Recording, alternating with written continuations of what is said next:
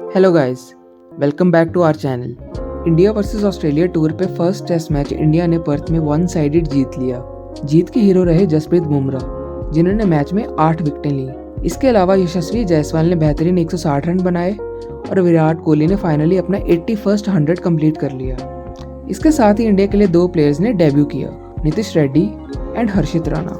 दोनों young players ने भी अपना रोल बहुत अच्छे से निभाया इंडिया को जिताने के लिए, स्पेशली नीतीश रेड्डी, जिन्होंने अपनी बैटिंग से फर्स्ट इनिंग्स में क्रूशियल 41 रन्स बनाए, जिसकी वजह से ही इंडिया 150 तक पहुंच पाई और फर्स्ट इनिंग्स में लीड ले पाई।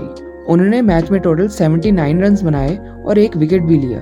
हर्षित राणा ने भी अपने मैच में टोटल 4 विकेट्स ली और सबको अपनी बॉलिंग से इम्प्रेस किया। मैच के दौरान एक बहुत इंटरेस्टिंग स्टैट सामने आया कि इस डेब्यू से पहले हर्षित राणा ने सिर्फ 11 और नीतीश ने सिर्फ 24 फर्स्ट क्लास मैचेस खेले थे। So it was a very bold decision by the team management to select 2 players with so less experience of professional cricket. But तभी मुझे एक प्लेयर का नाम याद आया जो रिसेंटली अभी न्यूज़ में थे। मैं बात कर रहा हूँ जलज सक्सेना की। शायद काफ़ी कम लोगों ने ये नाम सुना होगा। रिसेंटली वो फर्स्ट एवर क्रिकेटर बन गए थे जिन्होंने रणजी ट्रॉफी में 6000 रन्स और 400 विकेटें ली हों। And it just struck my mind that a domestic legend like him, who is by the way 37 years old, उनको कभी ना तो टीम में सिलेक्ट किया गया, ना ही कभी उनकी कोई बात हुई कहीं पर। इससे मुझे रियलाइज़ हुआ कि इंडियन टीम में सिलेक्ट होने के लिए पैरामीटर्स हर प्लेयर के हिसाब से डिफरेंट होते हैं। अगर हमें किसी प्लेयर को खिलाना है तो कभी उससे ओपन में ट्राई किया जाता है तो कभी मिडिल ऑर्डर में, और ऐसा करते करते उन्हें कितने सारे मैचेस खिला दिए जाते हैं, चाहे उनकी परफॉर्मेंस बिलो एवरेज ही क्यों ना हो। और अगर किसी प्लेयर को नहीं खिलाना तो बस ये बोल दिया जाता है कि वो हमें नेट्स में प्रैक्टिस करते हुए कॉन्फिडेंस नहीं दे रहे थे। सुनने में चाहे अजीब लग रहा हो, बट एक्चुअल में ऐसा हो चुका है। मैं बात कर रहा हूँ अभिमन्यु ईश्वरन की। ऐसा कह सकते हैं कि मॉडर्न एरा के वो डोमेस्टिक लेजेंड हैं। उनके फर्स्ट क्लास में अराउंड 7500 रन्स हैं, वो भी 49 की एवरेज के साथ। वो बहुत टाइम से इंडियन टीम के साथ ट्रैवल कर रहे हैं और स्क्वाड के अंदर बाहर होते ही रहते हैं, पर कोई ना कोई एक्सक्यूज देके उनका डेब्यू रोक ही लिया जाता है। Last time 2021 India versus England series में वो सिलेक्ट हुए थे as a backup opener. Match से पहले मयंक अग्रवाल इंजर्ड हो जाते हैं तो सबको लगता है कि फाइनली अभिमन्यु को उनका डेब्यू मिल ही जाएगा, but team management KL Rahul को सिलेक्ट करके रोहित शर्मा के साथ ओपन करने भेज देती है। एंड सीरियसली ये कहा जाता है कि नेट्स में बैटिंग करते हुए अभिमन्यु को देख के कॉन्फिडेंस नहीं आ रहा था, इसलिए हमने ये डिसीजन लिया। बट मेरा क्वेश्चन ये है कि अगर ऐसा था तो आपने उनको स्क्वाड में सिलेक्ट ही क्यों किया?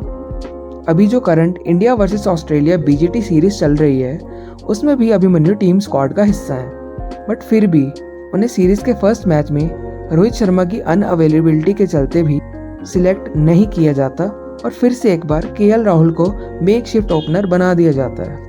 ऐसा देखकर बहुत अजीब लगता है कि कुछ प्लेयर्स ऐसे हैं टीम में जिनका परफॉर्मेंस काफ़ी एवरेज रहा है ओवर द इयर्स, बट फिर भी उनको बहुत बैक किया जाता है और उनकी जगह किसी और को मौका भी नहीं दिया जाता। ये मैं नहीं कह रहा, बल्कि उनके स्टैट्स कह रहे हैं। सीरियसली इस टाइम इंडिया के मिडिल ऑर्डर में ऐसे प्लेयर्स हैं जो काफ़ी मीडियोकर एवरेज के साथ टीम का पार्ट बने हुए हैं, like KL Rahul and Shubman Gill.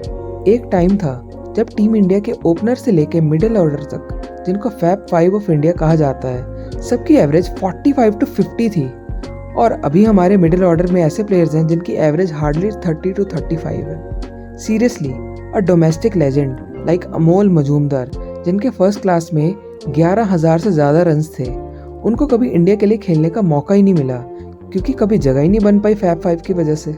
Bowling में भी domestic legend like Jaydev Unadkat, जिनके फर्स्ट क्लास में अराउंड 450 विकेट्स हैं, उनको भी इतना मौका नहीं मिला। उन्होंने आज तक सिर्फ 4 टेस्ट मैच खेले हैं इंडिया के लिए, जिनमें उनका परफॉर्मेंस डिसेंट था, बट उन्हें कॉन्टिन्यूस मौका देने के बजाय हर्षित राणा और प्रसिद्ध कृष्णा जैसे नए बॉलर्स को सिलेक्ट कर लिया जाता है। ऐसे प्लेयर्स की एक कंप्लीट लिस्ट बन सकती है जो डोमेस्टिक में सारी उम्र परफॉर्म करते रह गए, बट उन्हें कभी डेब्यू का मौका ही नहीं मिला, और अगर डेब्यू मिल भी गया तो उसके बाद बैक नहीं किया गया।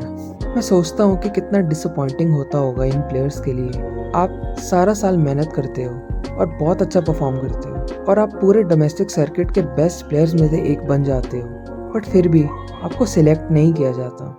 शायद वो भी खुद से क्वेश्चन करते होंगे कि मैंने क्या गलत किया है जो मुझे चांसेस नहीं मिल रहे। बट थैंक्स टू IPL जिसने काफ़ी हद तक ऐसे डोमेस्टिक प्लेयर्स को बिग स्टेज पे परफॉर्म करने का प्लेटफॉर्म दिया है। बट आई डोंट नो कि टीम इंडिया में सिलेक्शन बायस्ड होती है या नहीं।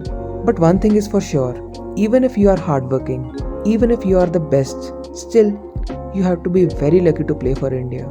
ऐसे ना जाने पूरे इंडिया में कितने प्लेयर्स हैं जो रोज़ रात को सोते हैं इस उम्मीद के साथ कि सुबह शायद उनको एक कॉल आएगा टीम इंडिया में सिलेक्शन के लिए। अपने व्यूज़ इस टॉपिक पे ज़रूर बताएं। वीडियो अच्छी लगी हो तो लाइक ज़रूर करें and subscribe to our channel for weekly content ahead. Thank you.